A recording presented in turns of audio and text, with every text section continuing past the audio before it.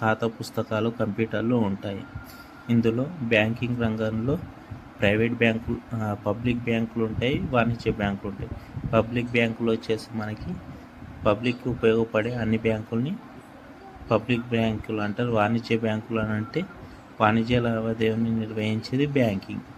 ఇక్కడ డబ్బు జమ చేసుకుంటారు. ఇక్కడ ఒక వ్యక్తి నుంచి ఇంకొక వ్యక్తికి డబ్బు సరఫరా చేయవచ్చు. వాణిజ్య బ్యాంకులు డబ్బు లేదా డిపాజిట్లు. ప్రజలు డబ్బు దాచుకుంటే దాన్ని జమ అంటారు. పొదుపు ఖాతాలు అని అంటే తన ఏదైనా డబ్బును క్షేమంగా ఉంచుకోవడానికి తన ఖాతాలో డబ్బు వేసుకుంటే దానికి పొదుపు ఖాతా అంటారు. కనీస నిల్వ అవసరాలు లేకుండా ఉండేదాన్ని అంటే జీరో అకౌంట్ కానీ జీరో బ్యాలెన్స్ అకౌంట్ అంటారు. ప్రధానమంత్రి జన్ధన్ యోజన కేంద్ర ప్రభుత్వం ఆగస్టు 2014లో ముఖ్య ఉద్దేశం జీరో బ్యాలెన్స్తో బ్యాంక్ ఖాతాలు తెరిచేలా ఇచ్చింది. తర్వాత కరెంట్ ఖాతా. చాలామంది వ్యాపారవేత్తలు ఎక్కువ మొత్తంలో డబ్బులు ట్రాన్సాక్షన్ చేస్తుంటారు కాబట్టి వారికి కరెంట్ ఖాతా ఉంటుంది. ఎందుకంటే ఎక్కువ చెల్లింపులు అనేటివి జరుగుతాయి.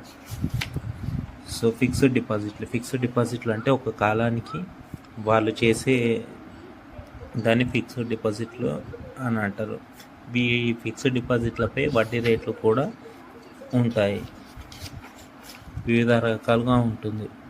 చెక్కులు అని అంటే ఒక వ్యక్తి డబ్బు తను తీసుకోవడానికి, ఎక్కువ మొత్తంలో తీసుకోవడానికి చెక్కులు అనేటివి పంపిణీ చేయడం జరుగుతుంది. ఈ చెక్కులు తన పేరు మీద కానీ వేరే వాళ్ళ పేరు మీద కానీ కూడా ఇవ్వచ్చు. డిమాండ్ డ్రాఫ్ట్ అని అంటే మనం ఏదైనా ఎగ్జామ్స్ రాసేటప్పుడు కానీ సీట్ల కోసం కానీ దరఖాస్తు చేయాల్సిన వచ్చినప్పుడు డీడీలు కట్టాల్సి ఉంటుంది. అనంటే ఆ ఒక అకౌంట్ నెంబర్కి ఐఎఫ్ఎస్సి కోడ్కి డీడీ తీస్తే వాళ్ళకి ఆ డబ్బు అనేది వెళ్తుంది అన్నట్టు. రుణాలు అని అంటే రుణం ఒక బ్యాంకు ఏదైనా తన దగ్గర తాకట్టు పెట్టుకొని ఇచ్చేదాన్ని రుణం అంటారు. రుణాల రకాలు అని అంటే ఇందులో ప్రైవేట్ రుణాలు ఉంటారు, పబ్లిక్ రుణాలు అంటారు. పబ్లిక్ రుణాలు అని అంటే బ్యాంకులు ఇచ్చే రుణాలని పబ్లిక్ రుణాలు అని అంటారు. అంటే ఏదైనా దాన్ని పెట్టుకుంటారు. దీని యొక్క వడ్డీ అనేది చాలా తక్కువగా ఉంటుంది. ప్రైవేట్ రుణాలు అంటే ప్రైవేట్ వ్యక్తుల నుండి లేదా ప్రైవేట్ సంస్థల నుండి తీసుకునే రుణాలు, వీటి వడ్డీ ఎక్కువగా ఉంటుంది. తర్వాత ఇంటర్నెట్ బ్యాంకింగ్లో ఆటోమేటిక్ టెల్లెడ్ మిషన్స్ ఉంటాయి. దీంట్లోకి మన డబ్బు తీసుకోవచ్చు ఏటీఎంల దగ్గర నుంచి. తర్వాత బ్యాంకుకు వెళ్ళాల్సిన అవసరం ఉండదు అనేది ఇక్కడ ఇది ద్రవ్యం యొక్క బ్యాంకింగ్.